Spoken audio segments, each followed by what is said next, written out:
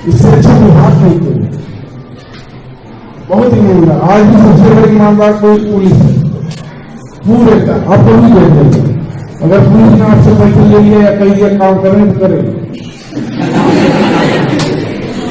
और कोई विभाग चले जाओ पैसे ले लेके दौड़ा जाए। नमस्कार साथियों, मैं आपका दोस्त अशफाक अहमद और आप देख रहे हैं जनता की आवाज़। ये भ्रष्टाचार जो है जिसके बल पे भाजपा सरकार 2014 में जीती थी। याद कीजिए वो दिन जब चारों तरफ इतना हल्ला हुआ था कि भ्रष्टाचार है। जो कांग्रेस की सरकार थी, ऊपर से नीचे तक भ्रष्टाचार है, कोल स्कैम है, 2G स्कैम है, 3G स्कैम है, जीजा जी स्कैम है, और आज भी उसको भुना रहे हैं। भाजपा वाले आज भी उसको याद करते ही हैं। डिबेट में भी होता है तो सभी स्कैम की याद करते हैं। और उसका नतीजा क्या रहा था? सुप्रीम कोर्ट में सबकी सुनवाई हुई और सबके सब बरी हो गए। अब इतने बड़े बड़े बोले इतना घोटाला किया, उतना घोटाला किया।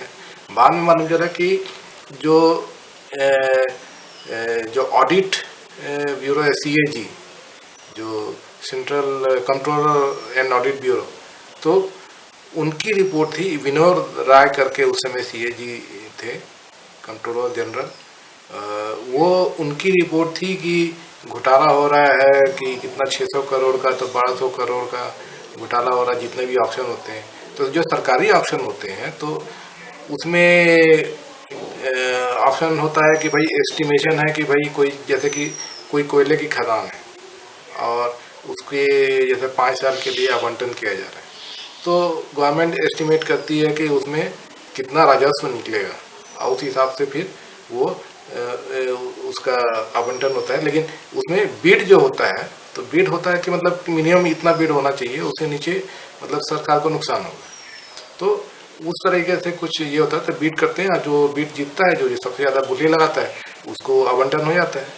तो जो आवंटन हुए थे कोयले के, उसके बाद में फिर जो मोबाइल का भी जो स्पेक्ट्रम होता है, तो उसके भी हुई थे। तो CAG ने एस्टिमेट किया था कि भाई वो 600 करोड़ का उसका वैल्यू रहा होगा और 200 करोड़ में बिक गया, इसका मतलब घपला हुआ है ना। तो इसकी जब पूरी सुनवाई सुप्रीम कोर्ट में हुई तो मालूम चला कि भाई इसमें उसका जो एस्टिमेशन जो उन्होंने कैलकुलेट किया था, अब किस हिसाब से किया था वो अपने हिसाब से किए होंगे, लेकिन उसका कोई बेसिस नहीं। तो जिसकी बोली जो ज़्यादा लगा था उसको मिल गया। तो उसमें कोई घोटाला नहीं पकड़ा गया, कभी भी नहीं पकड़ा गया। लेकिन इतना हल्ला हुआ और उसी बेसिस पे भाजपा ने जम के बना दिया कि ये तो घोटालों की सरकार है, मनमोहन सिंह की, और घोटाले ही घोटाले हैं, और सरकार में आ गए। और उसके बाद में आप क्या देख रहे हैं कि अब घोटाले होते हैं लेकिन उसका पर्दाफाश नहीं होता है। CAG का जो रिपोर्ट बनना चाहिए, तो वो तो जहाँ जहाँ पे भाजपा रहती है तो वो बनाते ही नहीं है। जितने भी स्टेट में है वो CAG की रिपोर्ट आती ही नहीं है, तो घोटाला आप कैसे पकड़ेंगे? उसके बाद में जो घोटाले और हैं जिनको लोग लेके गए, अब जैसे राफेल का है, तो सोचिए कि जो फाइटर प्लेन था, तो उसको 600 करोड़ के आसपास में मतलब कि डील हुआ है, एक एक जो पड़ेगा 600 करोड़ का, और उसको सीधे मोदी जी ने 1450 करोड़ का कर दिया। तो ये कैसे हुआ? जब डील करीब करीब फाइनलाइज होना ही था UPA गवर्नमेंट का, और उसको जब मोदी जी आए तो जाके खुद गए फ्रांस, और वहाँ पे पेपर साइन कर लिए। उसमें जो क्लाउज थे वो इस तरह से कर दिए कि अनिल अंबानी की कंपनी, जो कभी वो एयरक्राफ्ट का उसको ABCD नहीं आता है, वो कभी स्क्रू ड्राइवर नहीं बनाया है, उनको ठेका मिल गया वो मेंटेनेंस करने का उनके एयरक्राफ्ट का। और उसके बाद में जो डील था, तो ये फिर 1450 कैसे कर दिया उन्होंने एकदम झटके में। तो उस पर बहुत सारे पेपर आए, बहुत सारा हल्ला गुल्ला हुआ, सुप्रीम कोर्ट में भी सुनवाई हुई। तो उसमें लूप होल में बच गए कि जो ये संसद में जो ये होता है, अलग अलग स्टैंडिंग कमेटी होती है, तो स्टैंडिंग कमेटी में ये हल्ला करते रहे विपक्ष, लेकिन मोदी जी ने उसमें भेजा ही नहीं।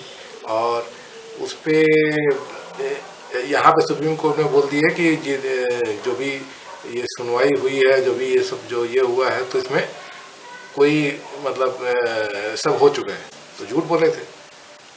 और सुप्रीम कोर्ट ने उसी बेसिस पे कर दिया था कि कोई गड़बड़ नहीं हुई। तो लेकिन अभी भी उसके लीक आ रहे हैं, तो फ्रांस का से आवाज़ उठती है, तो यहाँ भी आवाज़ उठती है।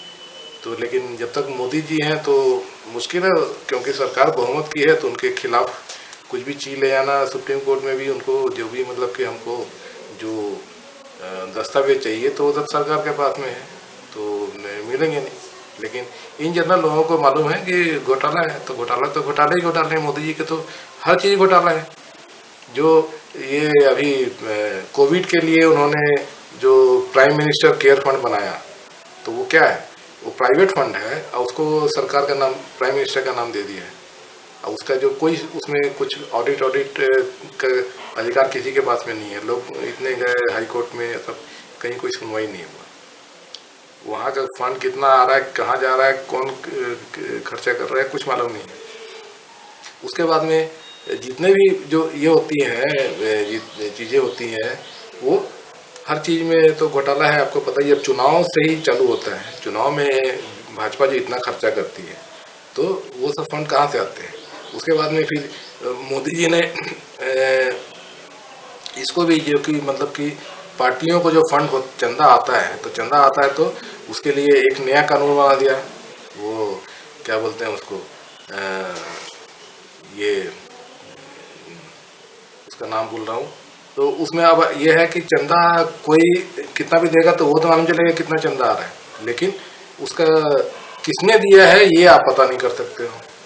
तो ये क्या कानून बनाया है, ये तो पूरा ही जो ब्लैक मनी और जितना भी घोटाले का पैसा है सब चंदे में चला गया। कोई कुछ नहीं, कोई सुनवाई नहीं। तो ये सब मोदी जी की देन है। उसके बाद में जो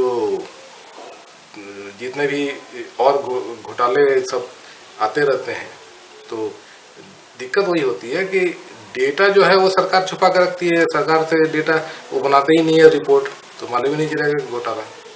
तो ऐसे इन्वायरमेंट में जो अब छोटे लेवल पे आ जाइए, हम आप और हम के लेवल पे आ जाइए, तो सबसे ज़्यादा सबका पड़ता है पुलिस से। हैं, आप गाड़ी चला रहे हो तो पुलिस पकड़ लेती है, लाइसेंस कहाँ है, आप वो इंश्योरेंस कहाँ है, आप गाड़ी में ये नहीं लगाए हो, हेलमेट नहीं पहने हो, तो वहाँ पे भी घूस चलता है। उसके बाद में जो आपकी कोई दुकान है तो दुकान में ये लाइसेंस वो लाइसेंस उसका चलता है। मतलब पुलिस आ गई तो कुछ ना कुछ घूस लेके जाएगी। तो इस पे एक बहुत बढ़िया एक ये आया है कि पुलिस वालों का ही एक फंक्शन है, पाठशाला है। तो पाठशाला में पुलिस वाले खुद बोल रहे हैं कि पुलिस जो है सबसे ईमानदार है।